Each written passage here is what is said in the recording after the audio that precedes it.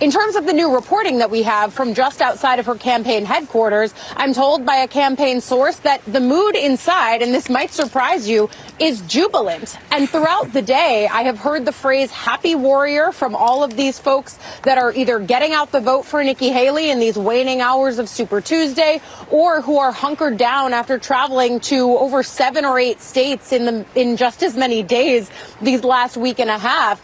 They say they're playing music. A lot of this music has a certain female tint to it. Things like started from the bottom, now they are here.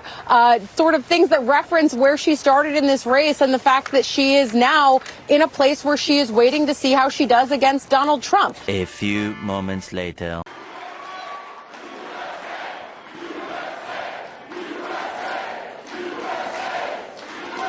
Well, thank you very much. They call it Super Tuesday for a reason. This is a big one. And they tell me, the pundits and otherwise, that there's never been one like this. There's never been anything so conclusive. This was an amazing night, an amazing day. It's been an incredible period of time in our country's history. It's been sad in so many ways, but I think it's going to be inspiring because we're going to do something that, frankly, nobody's been able to do for a long time. I read an article yesterday where it said this is one of the finest run campaigns that anybody has ever seen. That's pretty good, right? That's pretty good. It's really a statement. And we have no choice because November 5th is right around the corner.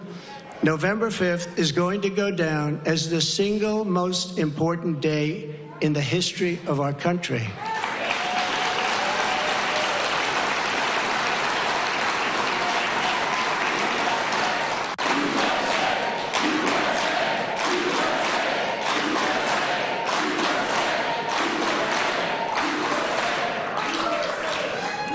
We're going to take it and we're going to make it like it should be, respected. Right now, we're not respected. Right now, our country is known as a joke. All right, guys, so we got to talk about Super Tuesday, okay? And this is a early analysis of what we're saying because Super Tuesday was certainly a super day for former President Trump as he is dominating across the board, okay? As you can see here, this map indicates that, yeah, Trump won in a lot of key states, Texas being the state with the second most delegates up for grabs, dominating Nikki Haley, almost 80% of the vote for Trump. You had North Carolina, another state that I think could tell a story for Trump in regards to how much of a grip he has over the GOP. 75% of the vote there. Also, Mark Robinson pulled off the win in the GOP primary there. Virginia is a state that also was a key state that a lot of people were looking at. Trump has won that state with about 63% of the vote. He pulled off Tennessee with almost 80% of the vote. Alabama, 83% of the vote. Arkansas, 74% of the vote. Yeah, he's just dominating across the board, okay? But Nikki Haley did win one state, okay? She did win one state. She won the state of Vermont, okay? And she barely won this state. Now, again, you know, Vermont is a weird state. I mean, they have a progressive senator in Bernie Sanders. So, you know, this is definitely one of those states where if Trump was going to lose a state, it would probably be this one. But effectively, it's over, okay? This party has become the party of Trump. And even CNN is admitting that. The map tells you what you need to know. The delegate count tells you what you need to know. The percentage of it has actually jumped up even more. It's 88% of the delegates, so you're looking at the percentage. Donald Trump cannot mathematically clinch tonight, but he can get within 100 or so of what he needs, and he can do that next week. And so what you have here is, you know, he has remade the party in his image. There are still some Republicans who are trying to take it away, like take it back. Right? That's over. That's over. There's no back. That party doesn't exist anymore. Right. It just doesn't. You know, it just doesn't. Look at the House of Representatives. Look at what's happening in the United States Senate. Mitch McConnell stepping aside. You know, and some of the more governing conservatives trying to keep their power even just within the Senate Republican conference. This is a new Republican Party. And so you have a very formidable Republican frontrunner who has remade the party in his image. And I know a lot of people at home are asking, well, wait a minute. We all saw January 6th. Wait a minute. Innocent until proven guilty, but there's all these cases. He has convinced them he won the last election. Never mind anything that happened since then. A majority of these voters are going to the polls in most of these states still saying that, Donald Trump should be president. Yeah. And so this is his party. And again, sometimes I think stop talking, just look. This is his party, and he is on a march to the nomination. That does not mean if the general election were tomorrow, there's a lot of data that suggests he would win at this moment in time. It is not tomorrow. It's 8 months from now. So you have two very strong frontrunners who both have very significant weaknesses. And then you have the question of the third-party candidates, which I raised earlier. And so the weaknesses come in the sense of, in very much the way you're talking about how he is reforming the Republican Party. Right. More working class people, including voters of color, African-American, men primarily, but also Latinos. And also the Democrats picking up more educated voters. Right. There's also, so you talked about the education divide, also a big gender divide. Yep. Men voting Republican, women voting Democrat.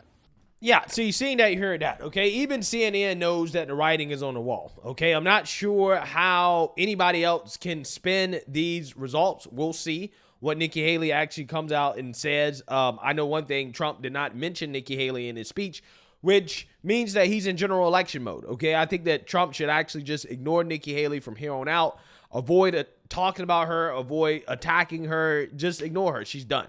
Okay, but you do have some people in the mainstream liberal media that are openly cheering on Nikki Haley to stay in the race because she's a good surrogate for the establishment Republicans to continue to attack Trump and to weaken his general election candidacy, which is exactly what MSNBC is cheering on here. What's Haley going to do? Same thing she's been doing. Why stop? Yeah, I guess that's right. I mean, I guess if the money keeps rolling in, right? If you can still continue to fundraise. It doesn't cost her anything to keep campaigning. She doesn't have another job. Nope. It's true. I mean, the point of I guess if you win a state, I mean, I guess I'm just sort of like running the math on the outcome here. Well, what are the reasons to run for president? People run for president to win the presidency. Yeah. People run for other reasons too, right? I don't think that any of the third-party candidates, for example, that we have ever had ever thought they were actually going to become president, except perhaps for Ross Perot and Teddy Roosevelt.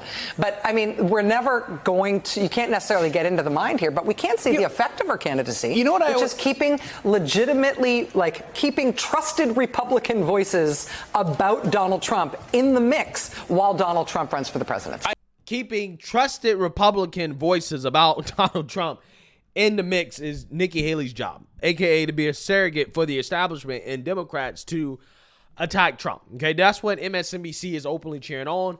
That is what Nikki Haley is consciously choosing to do if she continues to stay in the race. If Nikki Haley continues to stay in the race, we know at this point that she is not working on behalf of unifying the party or doing what's best for the party. She's working on behalf of the establishment and the Democrats. That's what she's doing, okay? So it remains to be seen what Nikki Haley will actually do. If she's going to run third party, it's either now or never, right? She needs to decide that, hey, that's what I'm going to do. At this point, she has no chance of winning a GOP primary. So, I wouldn't be shocked if she came out and made that announcement, even though she claims she wouldn't do it. But who knows? I mean, Nikki Haley's word doesn't really mean anything. However, we don't know, right? My hope is that she just bows out, calls it quits, and, try to live to fight another day. Because if she continues to do what she's doing right now, she's not going to have a future in the Republican Party at all, okay? She's not going to be able to run in 2028. So with that being said, the mainstream liberal media, again, MSNBC, they cannot analyze this overwhelming victory for Trump without pulling the race card in the sense that they are crying hate and bigotry.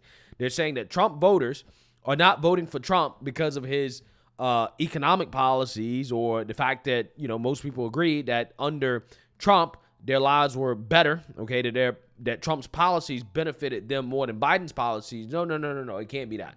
According to Joy Reid and the woke revolutionaries at MSNBC, Trump voters are voting for Trump because of race. Everything has to do with race, which I think is a projection from this panel here, because I actually think that's how Democrats vote, right? Democrats vote based off race, and they're trying to project that onto GOP voters. So let's listen in on this. And in some ways, we think about evangelicals and Trump as being so different, right? These godly, faithful people and this unfaithful person who's been found guilty in civil trial of sexual assault.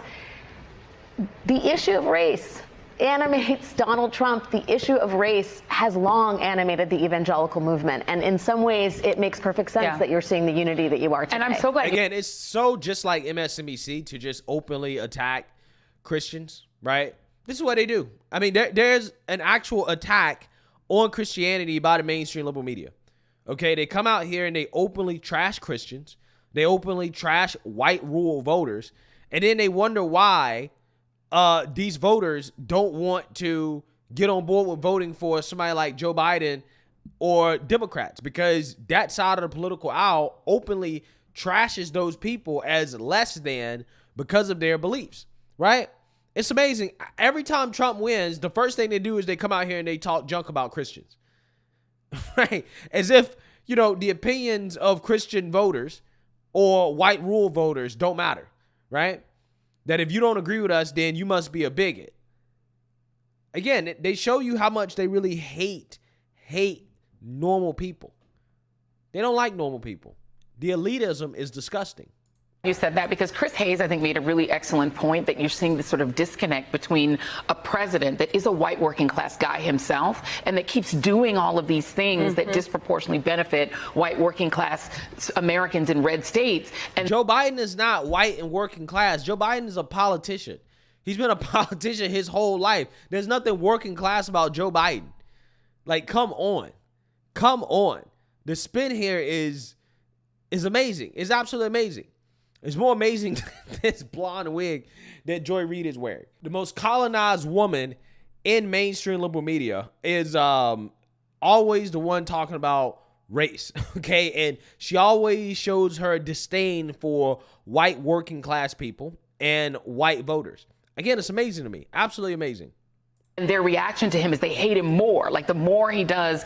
And it is because the most economically vulnerable voters tend to be young voters who tend to be more voters of color. They're economically vulnerable, and they tend to hold the president to account if they can't afford their lives or can't pay their student loans. They vote that way. But Republican voters don't vote that way. They don't vote based on economics or based on the benefits they're getting economically from the president.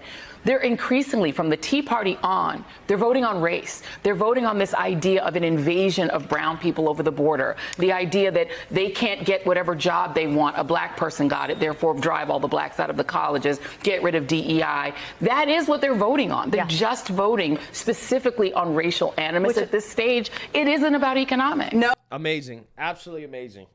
I can't believe that this is the type of analysis that you're seeing on MSNBC. Again, I've never heard Joy Reid analyze anything in politics without using the lenses of race. And this is just bad. Like, this is just terrible. There's no facts, right, at all to back up the things that she's saying.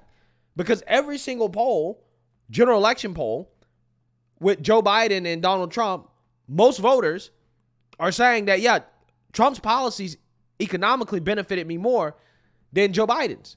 We trust Trump more on the economy. They trust Trump more on immigration. They trust Trump more on crime.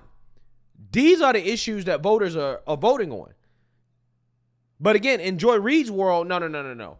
It's impossible to see that under a president like Trump, where this economy was the best that it's been in a long time, inflation was at historic lows. We had consistent 2.5% GDP growth per year, which was better than the Obama administration and the average that he was getting per year in GDP growth. We had a 3.5% unemployment, which was above expectations, even by the Federal Reserve. So Trump was performing better when it came to unemployment, and that was thanks to the Tax Cuts and Jobs Act. You have black poverty had fell below 20% for the first time since World War II. You had black unemployment fall below 6% and fell to a record low under Trump. Income inequality diminished. You had median household incomes rise. And this was all what was happening under the Trump administration, at least the first 3 years, which I think are the only 3 years really that count, because I don't really count the COVID year because, again, I think that's just a mulligan. But regardless, the Trump economy was booming, okay? Absolutely booming. And that's what people want. That's what people are voting for, right? Versus the Biden economy, where we see record high inflation that we haven't seen since the 70s and 80s. And people aren't able to afford the basics. Okay, we have a record when it comes to personal debt. Okay, people are taking out more debt than ever, along with the increase in interest rates. People are being crushed, right? Being absolutely crushed. But yet, again, people like Joy Reid, she's too stupid to understand that. Oh, no, these people must be voting based on race. They must be voting because they hate blacks and Latinos. Well, if they hate black people so much, why do they vote for Mark Robinson in North Carolina? I don't understand. Again, the level of analysis on MSNBC is at an all-time low. This is why legacy media is dying. This is why it's dying. This type of analysis is the bottom of the barrel. When you just sum up the world, they're just racist, right? They're just racist. And these are the same people that's going to be shocked. They're going to have this stupid ass look on their face when Trump wins in November, and then they'll be asking, well, why did Trump win? How did Trump win? Well, if you didn't look at everything through the lenses of race, you will understand why Trump is winning. Again, it's amazing. Absolutely amazing. No, which is why Trump killed the immigration bill. Correct. That's why. And because otherwise he can't run against the other and brown people and people who don't look like him, like his supporters, his base of supporters, coming across the border and scaring people and killing people or whatever he's threatening out there. I mean, if you look at some of these exit polls, I mean, I live in Virginia. It's not even a threat. Like, this is not an idea. They think that the negative ramifications of illegal immigration is an idea. Like, it's just made up, right? It's fear-mongering. When it's not, right?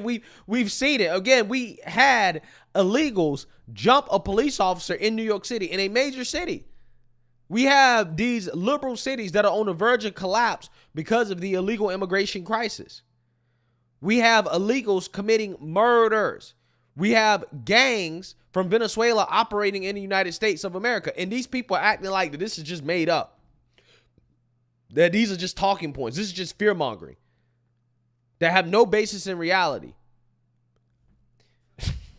These people are in for a rude awakening. They're in for a reality check come November. I'm telling you.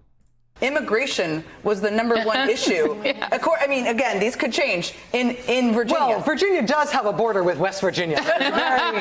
Very contested area. Build the wall. Like, what? I mean, when I was in see, they're mocking Virginian Republicans for being concerned about the border, as if the whole country shouldn't be concerned about the negative effects of illegal immigration. Oh, well, Virginia is not a border state, so therefore they shouldn't be concerned about the effects of illegal immigration. It must be racism.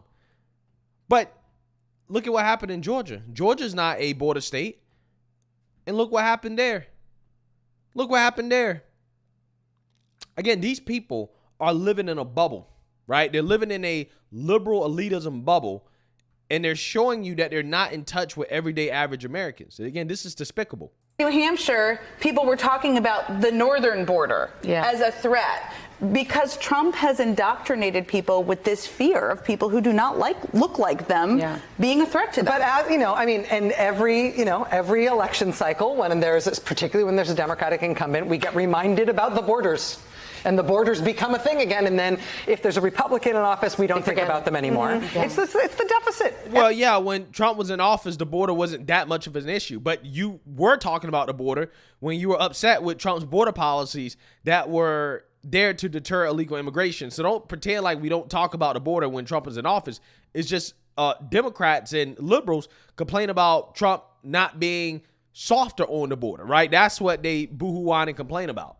And the border, like you make these things an issue, you make them into boogeymen, you make them into something that grabs you from under the bed at night as soon as you wake up. As long as there's a Democratic incumbent to blame on it, you make sure that nothing's ever done to fix either, and then you hope that people stop talking about them once you've got a Republican in office. It's just the same thing my entire adult life. But the only difference now is they dropped the every 4 years part, and now I mean all the programming about cities is the coded threat of crime and Well, meanwhile, theory, on Earth One, the FBI reports that violent crime in America is at a 50-year low. And migrant crime is not a thing. Ridiculous.